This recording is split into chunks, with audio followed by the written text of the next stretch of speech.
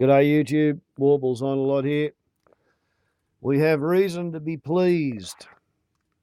The 27-year-old man who travelled to Australia from the Democratic Republic of Congo late last month, so he was just inside the incubation period when he was arrested by the Queensland Police in connection with some property crime matter, and complained when he was in the holding tank that he was feeling unwell, and therefore, because he came from the Democratic Republic of Congo and he was feeling sick, therefore he was put into hospital, held in isolation and quarantine, and he was tested for Ebola.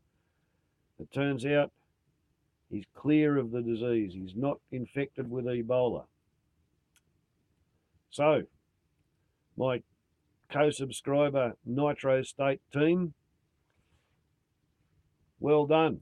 You called it correctly. If only we'd shaken hands, you would have had a bet.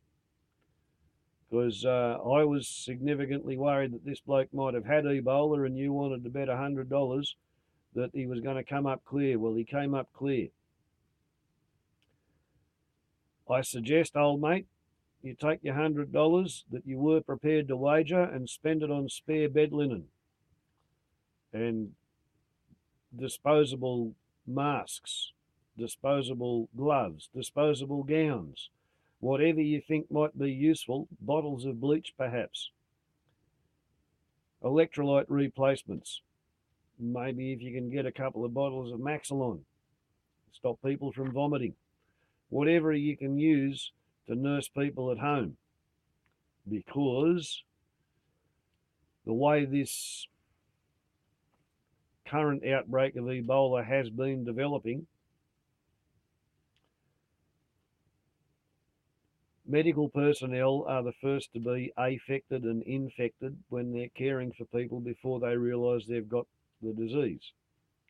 Once the medical personnel, the doctors and the nurses, go down with the disease, then you've got very limited capability to deliver the care that everybody else requires. So what they're finding in Liberia and Sierra Leone is when they open an Ebola centre, it might have 50 beds.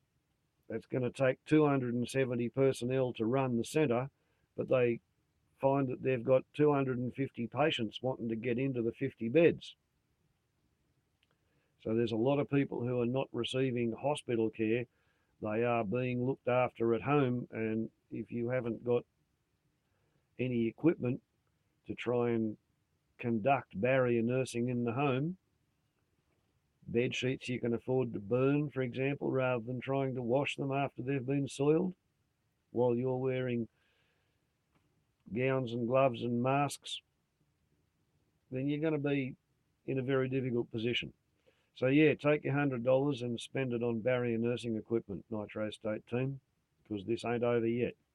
Warbles on a lot to YouTube. Ciao.